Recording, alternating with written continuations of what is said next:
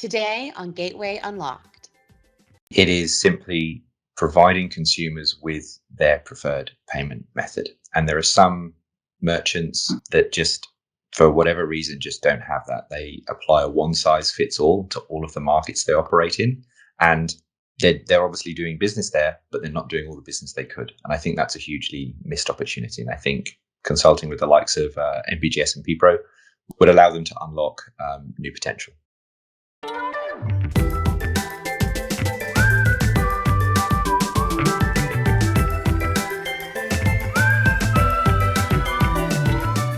Hi, and welcome to Gateway Unlocked, MasterCard Payment Gateways podcast, where we connect with teammates from across the globe and organization on payment trends, innovation, and ideas that are shaping our business. I'm Anne Herrera, and today we're discussing increasing importance of consumer payment preferences across the globe as businesses continue to expand beyond their physical borders. Luckily, I am joined by two amazing individuals in our industry who are also thought leaders on this topic. From MasterCard Payment Gateway Services, we have Director Sadeek Varachia and Adrian Burgess from our partner PPRO, a digital payments infrastructure provider. Okay, guys, I'm always excited for podcasts. We really get to connect with teammates. Sadeek, you're in London. I don't get to see you that often. But this one especially is incredibly exciting because we get a partner on board as well. And we don't typically get partners on our podcast that often. So I'm very excited to have this discussion. Let's first start off, though. Adrian, tell us about PPRO and really at the heart of what a digital payments infrastructure provider means. Yeah, sure. And thank you for having me, by the way. Really happy to be here. So at its core, PPRO provide access to all of the key elements of the payments ecosystem needed to process payments globally. This ranges from what is our core business that focuses on digital payment methods or digital local payment methods through to infrastructure solutions in key areas such as risk and funds flow management as well.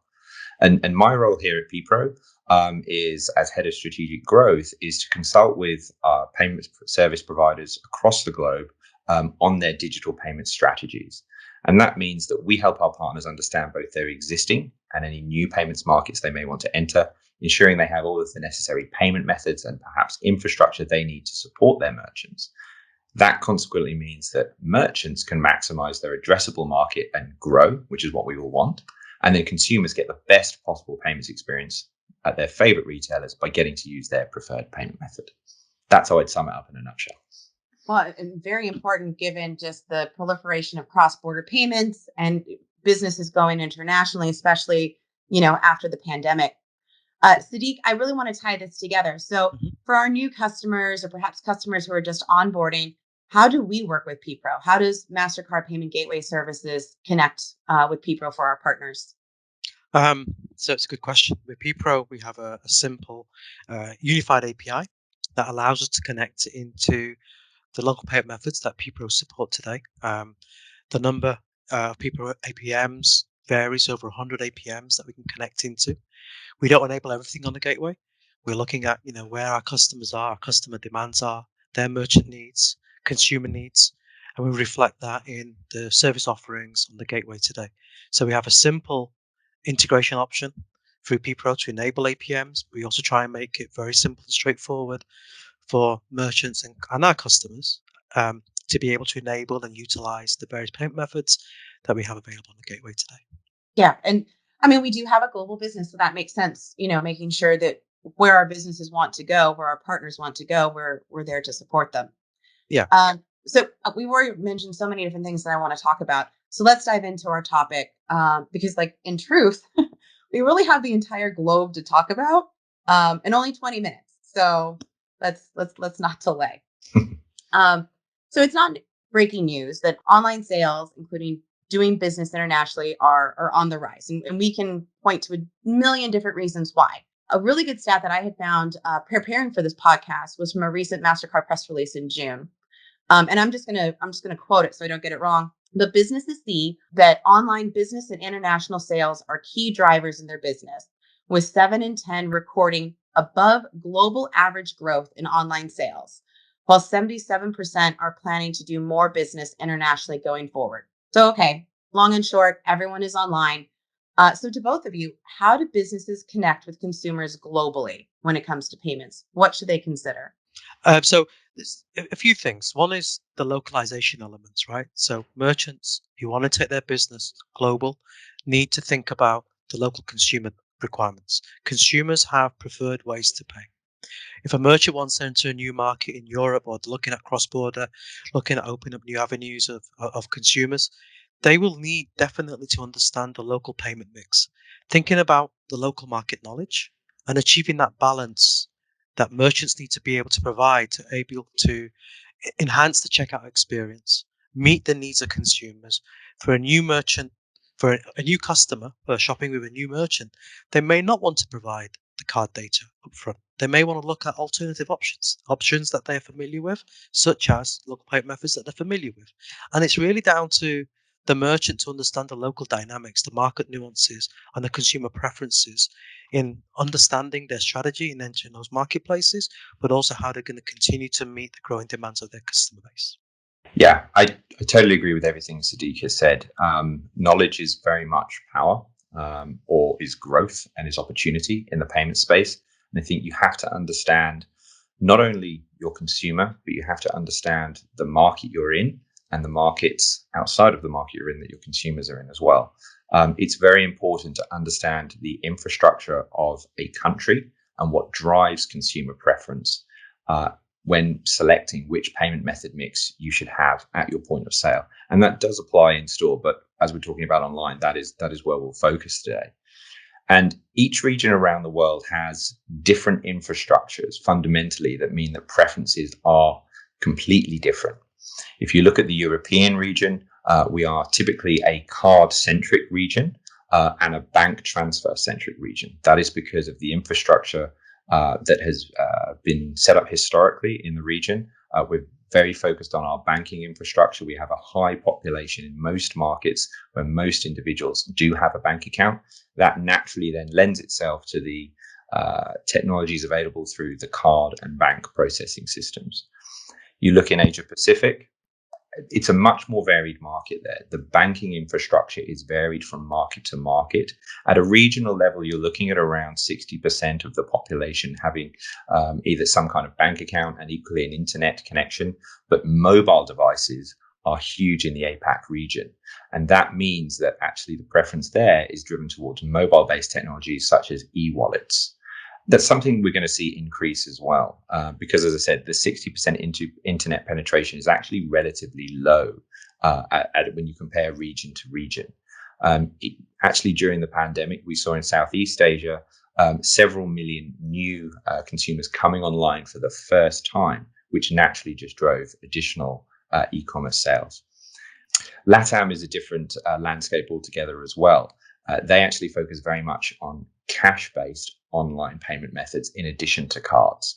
And these cash methods are based on the infrastructure available in that region as well. So these cash-based methods, what happens is a consumer goes online, you select the item you want to purchase, you print off a voucher that you then take to the nearest brick and mortar store, you pay in cash, that merchant then lets the online retailer know that the payment has been made and the goods are shipped.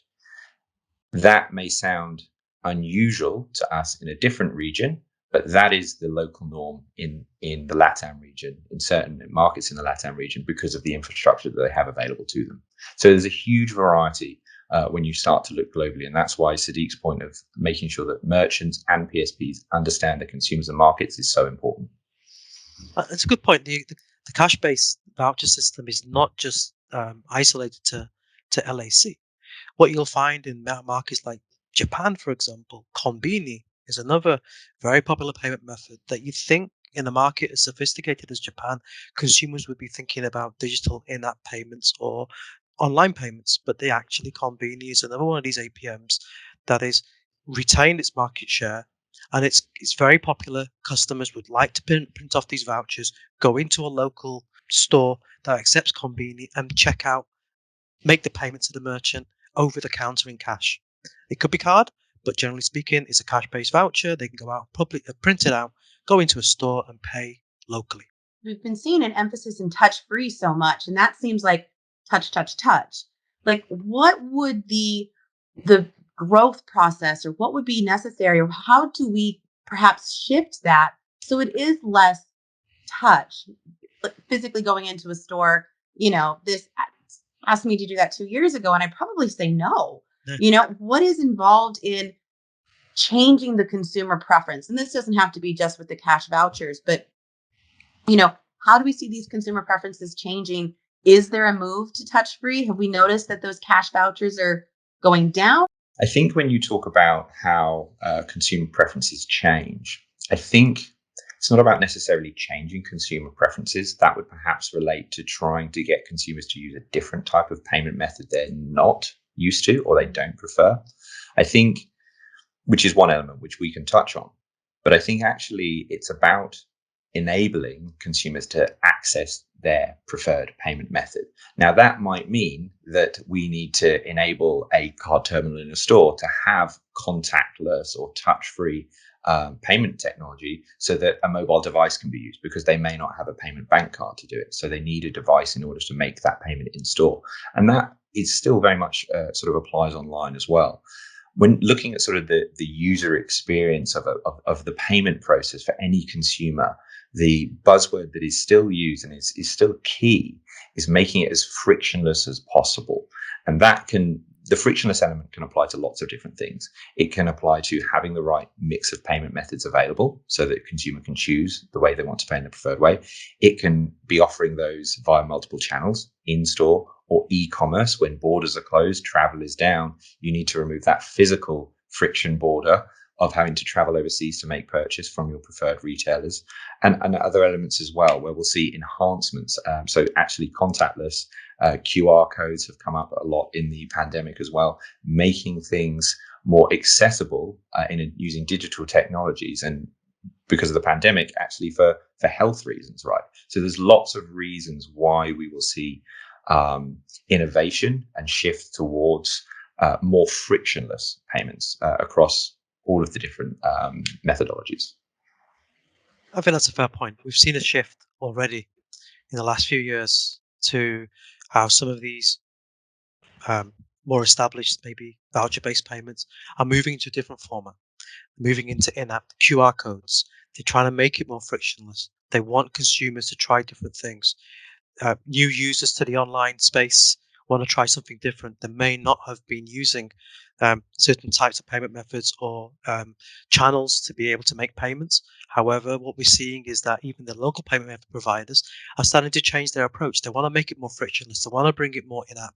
They want to be able to have that contactless, touch-free user journey, which they started to proliferate across various channels.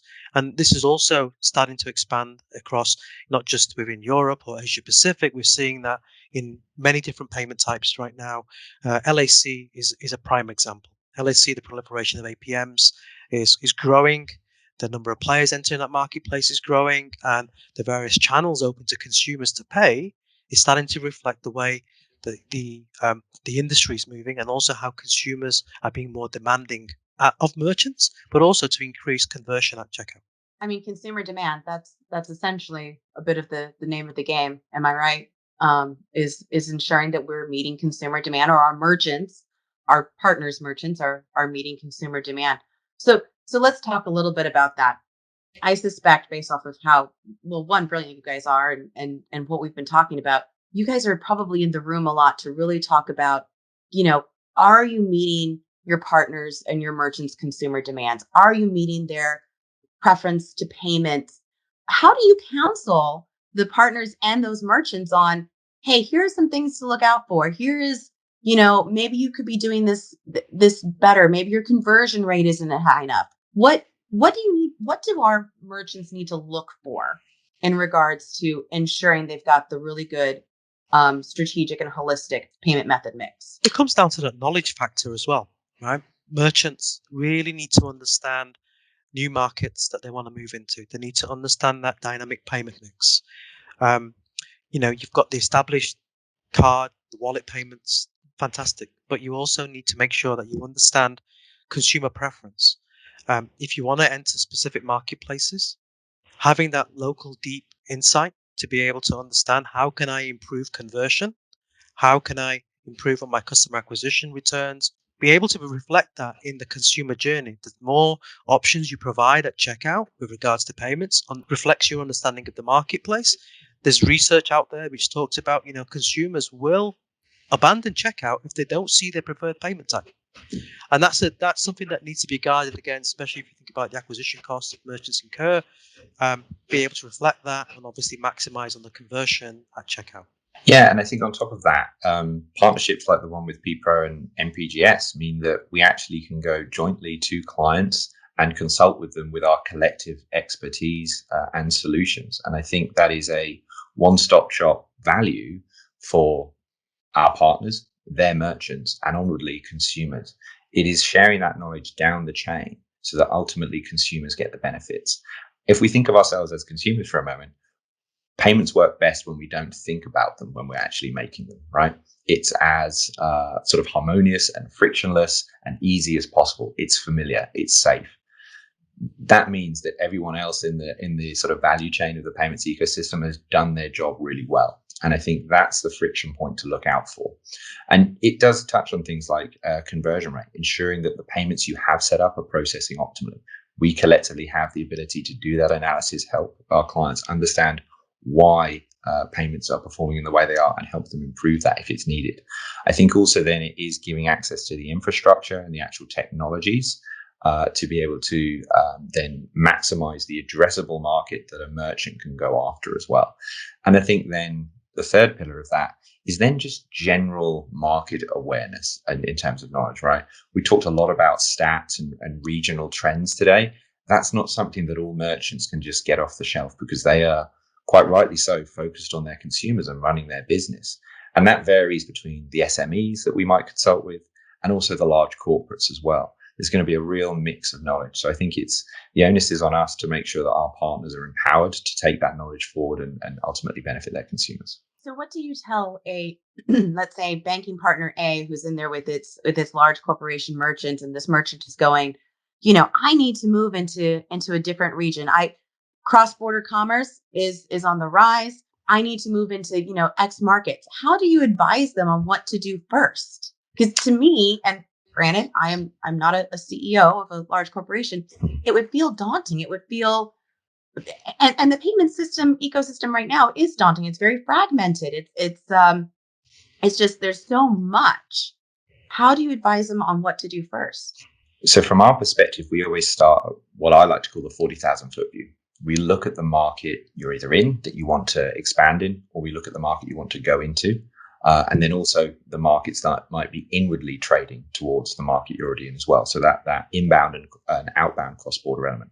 We look at those markets on a whole and sort of share a profile of that in an almost did you know factor. Let's make sure we will have a foundational and level understanding of what this market is and why it is the way it is.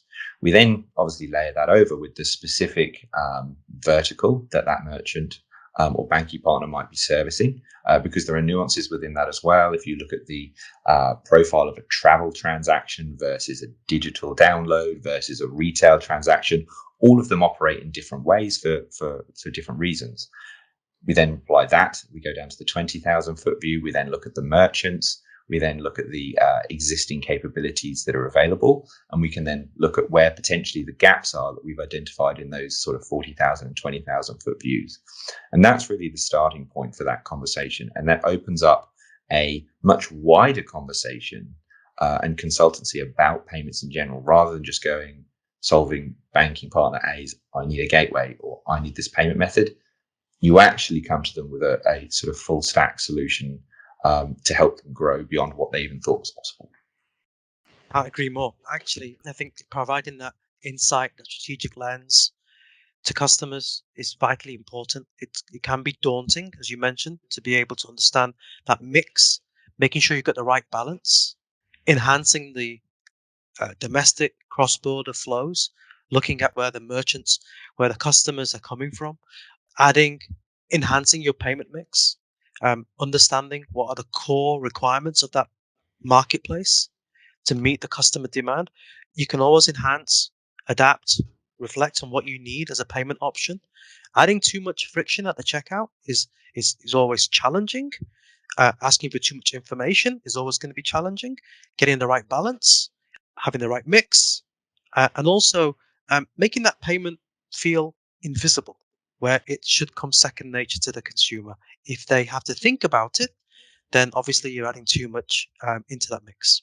I love that. It's a simplification, which, and we were talking to Maria Parpao a little bit about this in an earlier podcast, is we're seeing so much diversity in payments, which is great. But at the same time, we have to simplify it for our partners, for our merchants. And like you said, make it seamless. And I love that. I want to shift gears just a little bit. I want to talk about some of the different fun, digital, local, alternative payment methods that are there. What are some new payment method innovations there to watch? Like what do you see that's, and I think there's a lot of exciting things in the payment ecosystem, but what are some exciting things that you guys see, particularly in your roles? I think the proliferation, of the payment options now available to consumers is growing. At checkout, buy now, pay later seems to be one of these more emerging. It's established. Um, it's growing. We're seeing more and more entrants into that space. We've seen some of the digital giants, wallet providers moving into that space. That was always going to be the case because of the market share that the existing buy now, pay later operators are starting to carve out for themselves. I think there's proliferation around, different kind of use cases around whether you want to have, the account to account, open banking. There's so many different variations now starting to emerge that it makes that optionality that you want to think about a little bit more challenging, making sure you have that right balance, but also understanding that market dynamic, the consumer aspects, and then obviously working towards making sure that you're building the right payment option mix for the markets you're in, having that view of the lens of what's emerging, what you want to watch, crypto, all of these things are starting to emerge in various segments and markets. Yeah, I think two things from my side. One is the emergence of QR codes, or I should say re-emergence of QR codes. I think when QR codes first started being sort of talked about in the payments world, I took a slightly cynical view to it and thought, I think these might be the mini disc of payments. If you remember the bridge between CDs and downloadable MP3, I thought that might be it. The pandemic has proven me very wrong because they've proved actually such an essential, very economical way to make a payment digital. And it's also now continuing. It's not a fad. It's not a part-time thing. It is enabling what were previously just online payment methods or in-store methods to sort of cross-pollinate a bit. We were always pre-pandemic talking about having the sort of multi-user journey, being able to move from seamlessly from online to in-store. QR codes are a really effective way of doing that. With so many mobile devices in people's pockets, you could generate a QR code at the point of sale and actually now turn what might have been a cash transaction into an e-wallet transaction because of a QR code. It's not actually too much of a complex technology lift for even small merchants to be able to provide that kind of technology and improve that consumer experience. I think the second trend that I think we're going to see develop more is the evolution of super apps. And this is something that certainly I've experienced has been born out of the Asia Pacific regions with payment methods like WeChat Pay and Alipay, where actually it's not just an app where you can monitor the payments, but it is a social app. It is a way of paying utility bills. It is a way of interacting with people. There's lots more. It is a marketing platform. There are lots more functions and facilities that are being built out within apps as people shift towards that mobile smartphone and mobile device preferences that I think we'll see a lot of.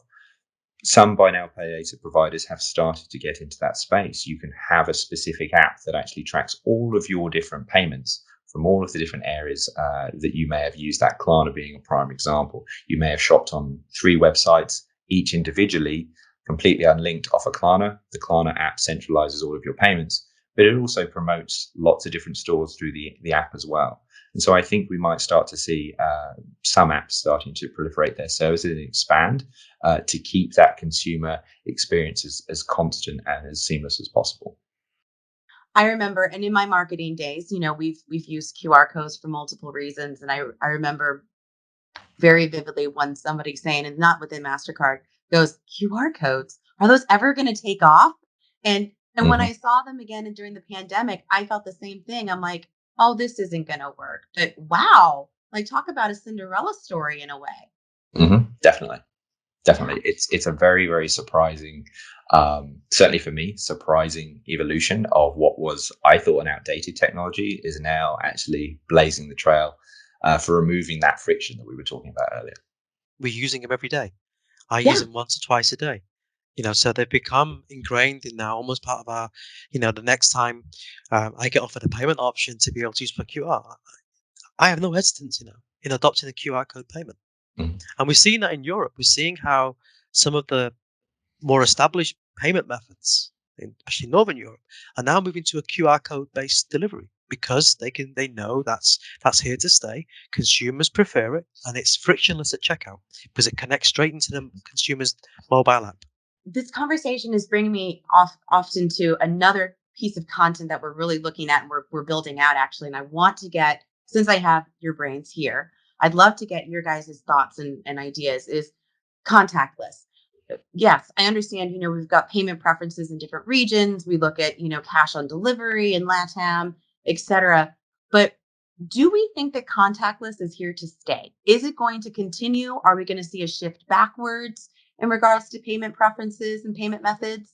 I think contactless is part and parcel of what we do every day. It's ingrained in us.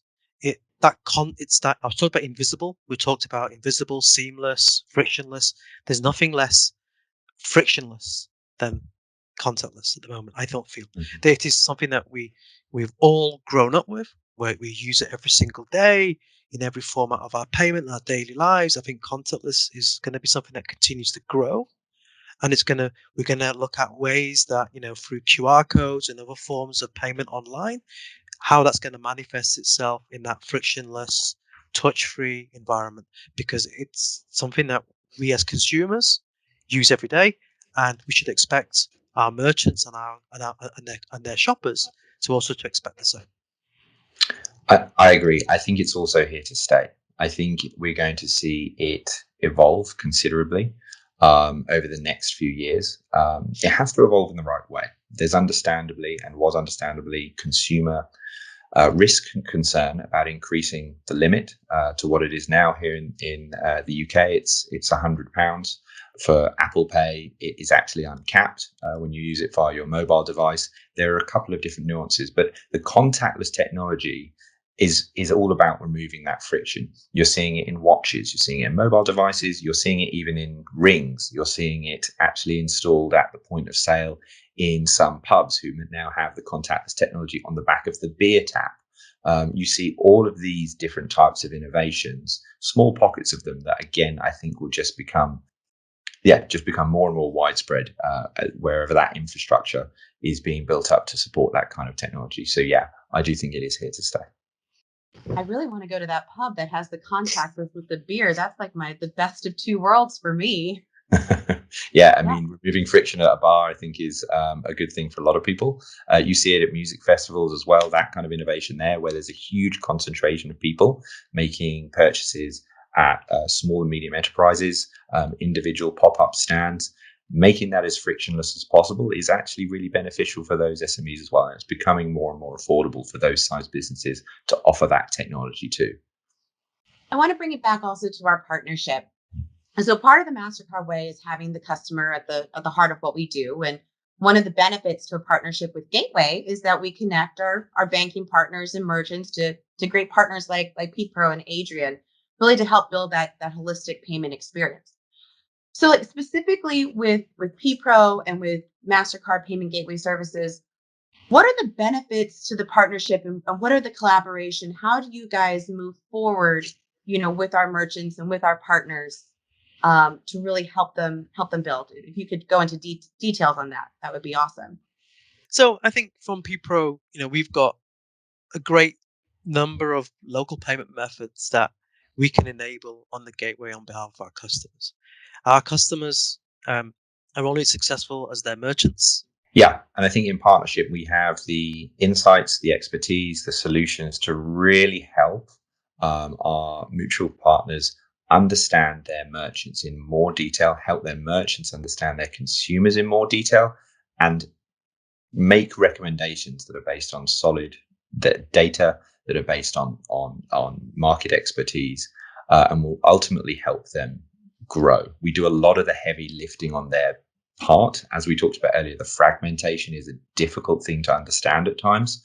We can help remove a lot of the complexity and deliver meaningful insights and meaningful solutions that will help these our partners and their merchants grow. I feel like we barely scratched the surface of everything that we could talk about, and definitely the depth of your guys' knowledge, especially, looking at, we talked a little bit about consumers' preference to pay, a little bit about conversion rates and channel optimization, and this is all incredibly helpful. This is slightly the most fun part for me. So last 3 questions, and they're a little bit of heavy, not heavy hitters, but kind of fast hitters. 1 sentence or less. What is one mistake that you see merchants make on their website that you would want them to fix? I think improving the time at checkout by having that frictionless payment experience, reducing the number of potential issues that could arise. So whether it's data capture, making sure you're asking the right questions, the right bits of information, but also when it comes to that, if you can work with a payment provider that can give you, consumers billing, shipping address, that makes it really simple, really unique, and frictionless at checkout, streamline the time at checkout, it really does help. For me, it is simply providing consumers with their preferred payment method. And there are some merchants that just, for whatever reason, just don't have that. They apply a one size fits all to all of the markets they operate in.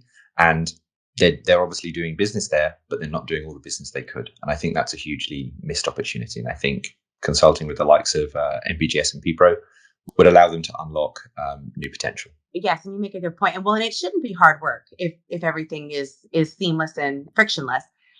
Adrian, and you also raised a good point, and it brought me back to one of our earlier conversations on, if you have a one size fits all approach, yes, you're not getting as many conversions as checkouts and higher cart abandonment, but you had, or maybe I had read it in your either PPRO Now, new content hub, which is amazing, or within your insights, but it talked about there's very little cannibalization if you offer more payments. And I can't quote it, but can you remind me what it was? Because it was very insightful.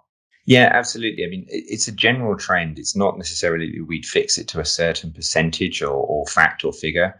The simple fact is, if you are offering only cards, for example, in a given market, and cards are only used for 20% of transactions online, you're missing out on 80%.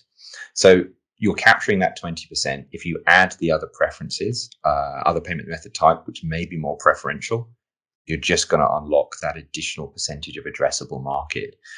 It's very unlikely you will see a huge cannibalization of your existing methods. You might see a little drop off because those consumers who actually do want to pay with the other type of method will then switch to their preference. But that's it. You will not lose business by offering the payment methods that your consumer base actually want to use. You will, as we've seen in our data, typically only ever see an increase in your bottom line. Second question that's last of the 3 questions. And we've kind of touched on this, but I'd love to get a little bit more of your thoughts. All right. Up and coming or most underrated digital payment method. What is it and why? I think coming into the Europe region, I think we will see a massive increase in WeChat Pay and Alipay. Those are the super apps that I saw earlier, the 2 huge e-wallets based out of China. I think we'll see a lot more of that usage in the EU region. We actually had a really good article on super apps as well in the MEA region, but I found that very insightful, and I'd love to discuss super apps more, perhaps in the next podcast. I think the super apps is an interesting space to continue to watch. There's a couple of things that I think are emerging still, and we're going to be watch this space and see how merchant adoption takes off. The proliferation of crypto is starting to become something where we can start to see merchant adoption starting to pick up. It might be still relatively small. When consumers start to adopt and want to pay with crypto, these are the kind of considerations that we need to offer to merchants. Yeah, no, very exciting. All right, well, and you kind of already alluded at it, but the last question is, what's next? I think for MPGS, continue to drive the agenda of local payment methods, continue to drive the insight and knowledge within our customer base to ensure that they understand why local payment methods and alternative payment methods are fundamental to their business and to their merchant needs, and understanding those through insights, consulting, consultation with MPGS and PPRO, continue to drive the agenda for their merchants and their consumers. Without that, and without that continuity, we want to make sure that we're supporting our customers throughout that process. Yeah, I agree. I think it's continuing to fight the good fight of ensuring that consumers have access to the way they want to pay. I think we're going to see that increase as regions and individual markets improve their infrastructure, give more people access to the digital payments ecosystem. That will increase financial inclusion as well for those that are previously unbanked now have access to a bank account. That unlocks a whole host of new commerce opportunities for consumers and merchants alike. So I think, in partnerships like the one we have with MPGS, it will be continuing to drive that forward to make sure that everybody has access to that, the financial ecosystem. Well, I get those are very exciting. What's next? I'm excited to hopefully be on this journey with you guys and talk to you guys a little bit more as we really evolve the what's next into what's happening now. Absolutely. Well, that's it for today. Thank you so much for joining us. And we will catch you guys next time with our next payment podcast.